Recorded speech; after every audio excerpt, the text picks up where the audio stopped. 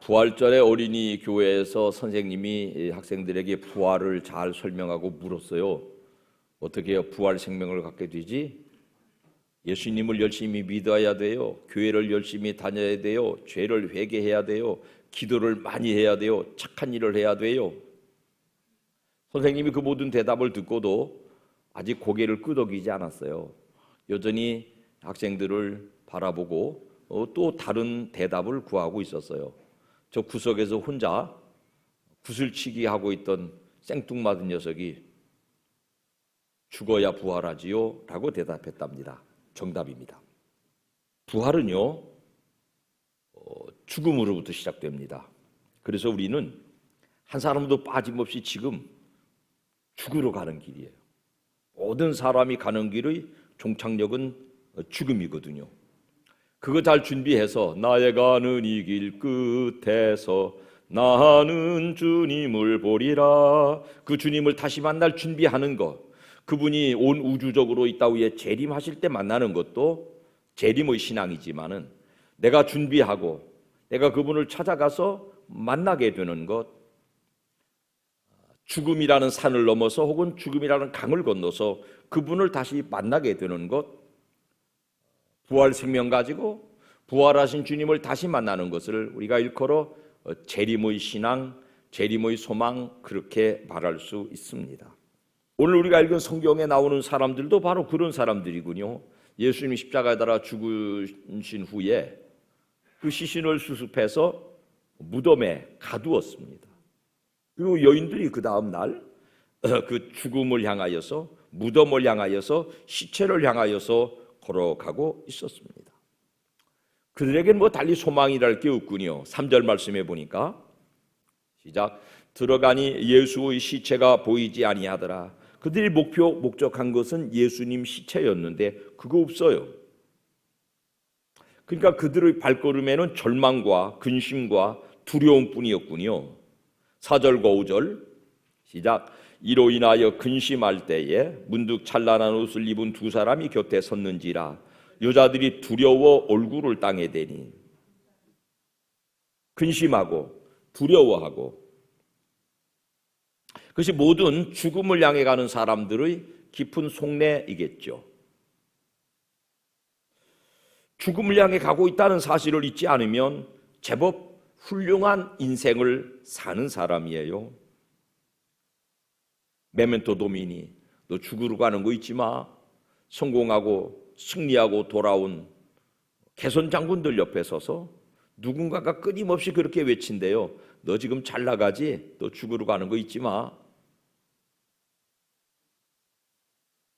여러분, 우리 인생의 정해진 방향이 죽음을 향해 간다 그러면 조금 어른스러워져요. 이 따위에서 천년 만년 지지고 먹고 살 것으로 착각하니까는 우리가 좀 그악스러워지고 좀 잔인해지기도 하고, 여하이 더 잘 살 것인가에 집착하게 되니까는 사람들과 쟁투를 벌이게 됩니다. 죽으러 간다고 하는 정확한 방향성을 가지고 사는 사람은 흔연하게 살아갈 수 있습니다. 그 사실을 잊지 않아야 훌륭한 인생을 살아요. 그래야 그 무덤에서 시체 대신 부활의 생명을 만나보는 것입니다. 여러분, 또 다른 행렬도 하나 좀 만나봅시다. 글로바라고 하는 예수님 따르는 제자 중에 한 사람과 이름이 밝혀지지 않은 또 다른 누군가는 예수님이 십자가에 달려 죽은 사건이 일어난 다음에 아마 그들의 고향일 것으로 추측되는 엠마오로 터덜터덜 내려가고 있었어요. 주제는, 그들의 대화의 주제는 예수님 처형당하신 뉴스였겠죠. 근데 예수께서 부활하신 몸으로 그들의 행진에 슬며시 스며들었어요. 그리고는 물으시기를, 17절 시작. 너희가 길 가면서 서로 주고받고 하는 이야기가 무엇이냐 하시니 두 사람이 슬픈 빛을 띠고 머물러 서더라. 그 예수 그리스도의 죽음이 그들에게 슬픔의 그림자였습니다. 근데 더 걸어가다가 저녁 때 밥 먹다가 이분이 바로 예수님이시네. 부활하신 예수님 만나니까는 마음이 뜨거워졌고 떠나왔던 예루살렘으로 되돌아가서 부활의 증인으로 남은 생명들을 살아냈다고 기록하고 있습니다. 이 두 사람들의 발걸음에서 보는 것처럼 우리 모든 사람은 죽음을 생각할 때에, 만날 때에 근심이고 스트레스고 두려움이고 슬픔이고 절망이고 좌절의 이유가 돼요. 그런데 중요한 것은 누구나 그 과정을 건너야, 그 산을 넘어야, 그 강을 건너야 부활 생명, 새로운 생명, 재림의 예수님을 맞닥뜨리는 생명을 만날 수 있으니까 인생을 여하이 잘 사느냐 하는 것은 어떻게 그 죽음의 강을 잘 통과할 것이냐, 죽음의 강을 통과할 준비가 잘 되어 있느냐의 여부에 달려 있다 하겠습니다. 제일 먼저 준비는 영적으로 나의 가는 이 길 끝에서 주님을 만날 확실한 소망을 믿음으로 품는 것이겠습니다. 그 죽음 준비들 잘 되셨어요? 어디 묻히실 땅 좀 준비되어 있으세요? 그럴 필요도 없어요. 지금은 전부 다 정수원 통과해가지고 요만한 항아리에 담아가지고 주니까 뭐 땅도 필요 없어요. 지금은. 그게 죽음 준비 아니고요. 제일 먼저는 예수님 만날 준비. 되셨어요? 우리에게 아주 익숙한 주님의 이야기 중에 하나는 아버지 재산 가지고 집 나갔다가 다 탕진하고 돌아와서 죽은 목숨 살아난 둘째 아들 이야기도 들었어요. 재산에다 인생 걸었죠. 아버지 사랑이고 뭐고 돈이면 다인 사람이었어요. 근데 그놈의 곳을 걸머지고 나갔다가 다 써버렸고 다시 벌지는 못했어요. 재산에다가 인생 건 사람, 돈에다 인생 건 사람, 돈 다 낭비되니까 죽은 목숨이죠. 17절 누가복음 15장 17절. 이에 시작.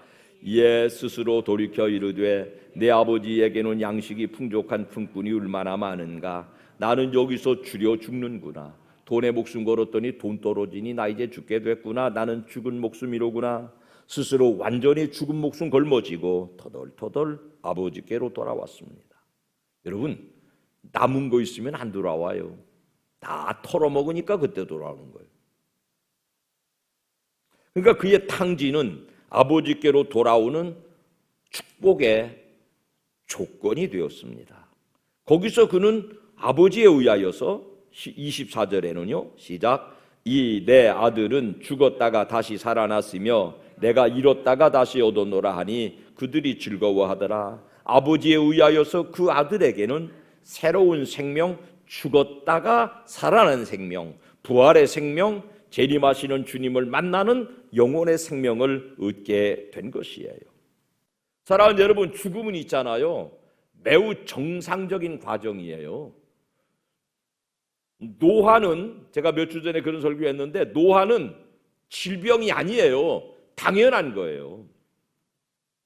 그렇기 때문에 받아들여야 되는 거예요. 의사들이 쓴 책 근자에 죽음에 관련돼서, 노화에 관련돼서, 이 나라의 의료 체계에 관련돼서 책을 한 서너 권 아주 집중적으로 좀 읽어놓은 그 결론을 말씀드리면, 중환자실에 들어가면 인공호흡기를 끼운답니다. 그러면 이 기계가 산소를 불어 넣어주는 거하고 내 폐가 자가 호흡하는 거하고 자칫 충돌이 일어날까 봐 내 자가 호흡을 약화시킨다는 거니요.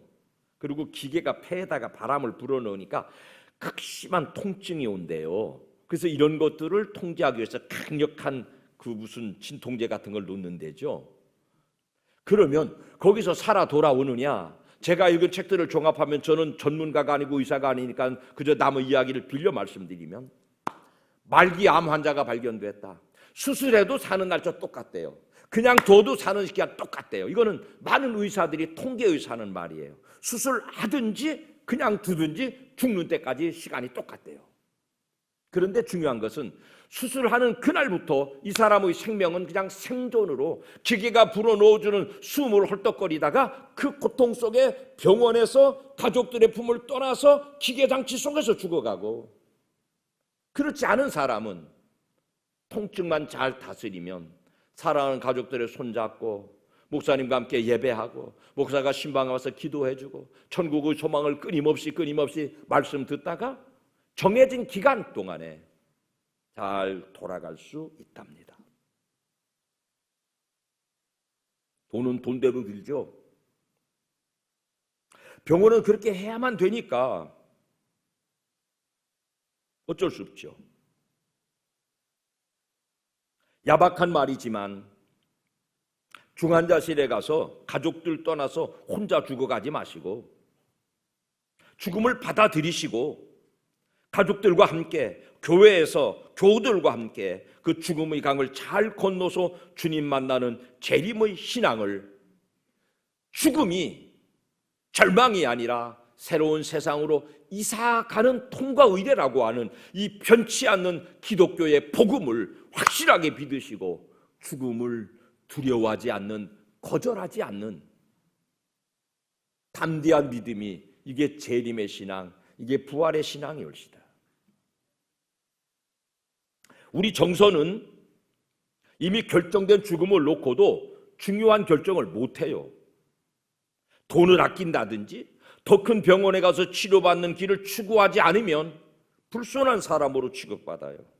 그래서 1%도 안 되는 가능성에다가 시간을 쓰고 돈을 쓰고, 제가 읽은 책에 의하면 그래서 대한민국의 빅4 병원, 서울대학교 병원, 연세대학교 세브란스, 그 다음에 삼성병원, 현대병원, 이거 빅4라고 그럽니다. 의사들이.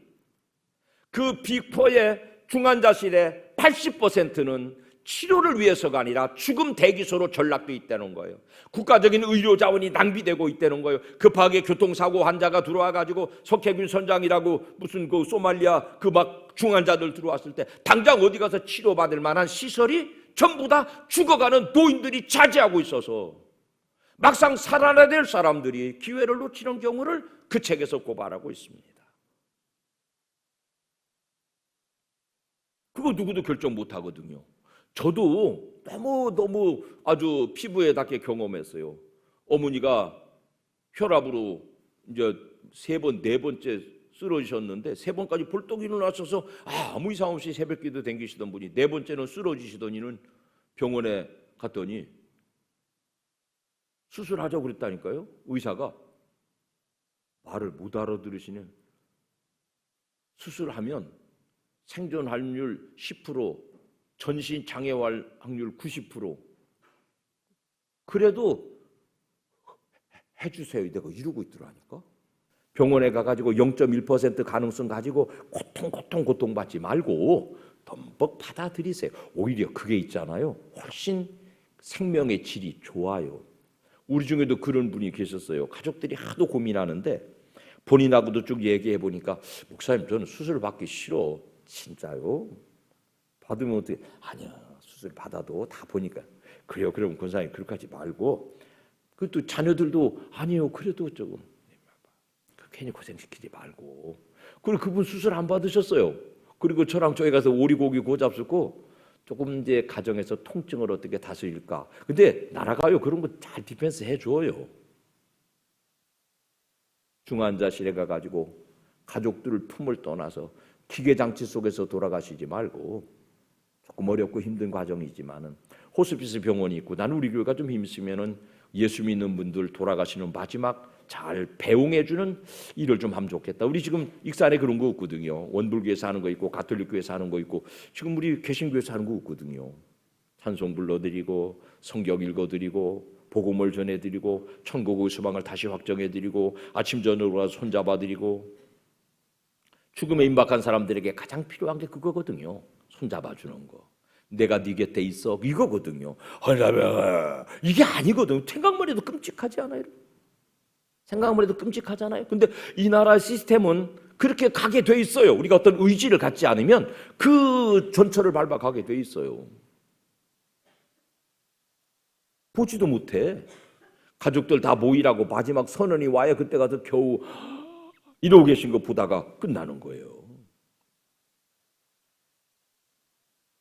다 잃고 다 지쳐서 마지못해서 결정하는 건 떠나는 사람에게도 남겨진 사람에게도 가정 경제에도 이 나라 의료 자산을 좀 더 효율적으로 사용하자는 목적에도 다 위배됩니다.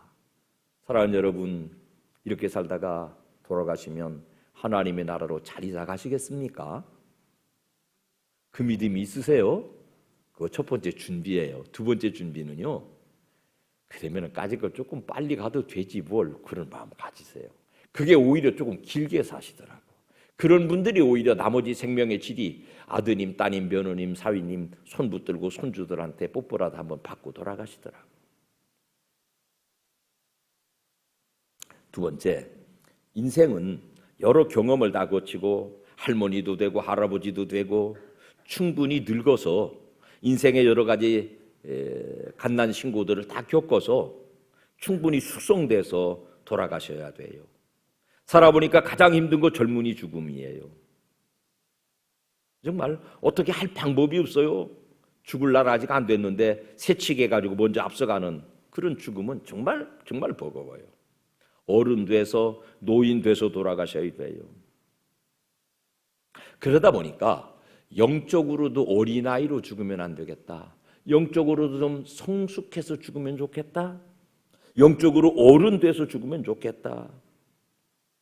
여러분, 매사를 죽음이라는 눈으로 바라보면 큰일이 작아 보여요. 죽음이 결정된 사람들이 남겨놓은 마지막 흔적들이 뭐냐면은 인생의 돈이 제일 중요한 게 아니었어요. 공통적으로 하는 말이에요. 인생의 가장 중요한 건 가정이었어요. 공통적으로 하는 말이에요. 죽음이 다가오고 받아들인 다음에 그때 눈이 비로소 열려요. 세상에 사는 게 정말 중요한 게 아닌데, 세상에서 추구하던 것들이 정말 가치 있는 게 아닌데, 세상에서 크게 보이던 일이 드디어 작아 보여요. 그 과정을 꼭 거치고 돌아가셔야 돼요. 영적으로 어린아이가 많아요. 교회 안에 나이는 많고 신앙의 연조는 깊은데 여전히 어린아이처럼 땡깡 부리고 원망하고 불평하고 입을 열면 언제나 부정적인 말 쏟아내놓고 두 다리 방바닥에 대고 싹싹 비벼대는 애기처럼 신앙의 땡깡만 부리다가 가면 안 돼요. 어른 되셔야 돼요. 이런 것도 받아들이고 저런 것도 받아들이고 어른 되셔야 돼요. 이런 자식도 받아들이고 저런 자식도 받아들이고. 저는 8남매 막내 아들인데요. 고등학교를 졸업받고 서울과 직장생활 조금 하다가 재미없어 때려치고 내려와서 빈둥빈둥, 아직은 학교 다닐 때인데 실습을 나간다고 나갔다도 학교도 가기 싫고 뭘 할까 하다가 고물장씨가 돈을 번데 그래 논산 가가지고는 니아까 하나 빌려가지고 엿장사를 시작했어요.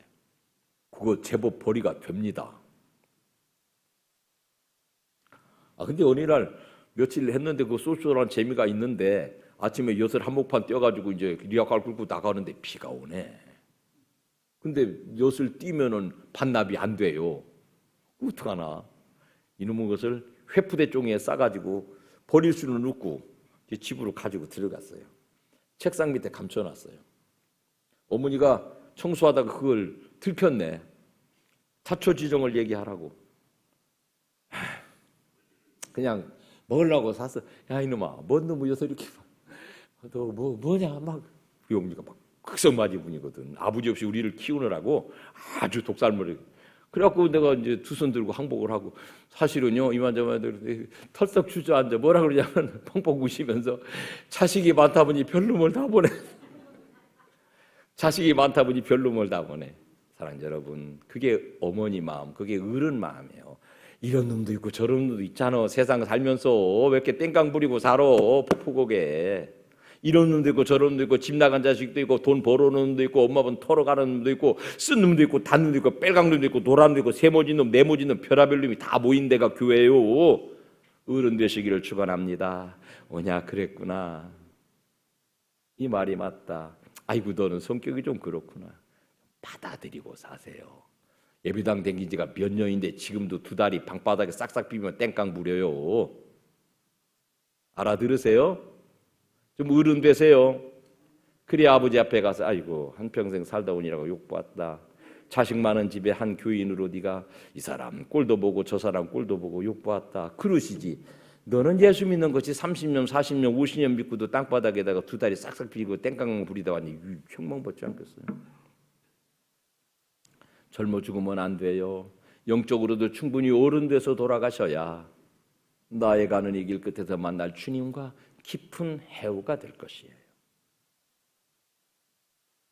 잘 돌아가시려거든 어른스러우시기 바랍니다. 어른스러운 교회는 다툼이 없어요. 분쟁이 없어요. 할머니 집에는 따숩지 않아요. 어른이니까. 다 받아들이는 능력이 있으니까요.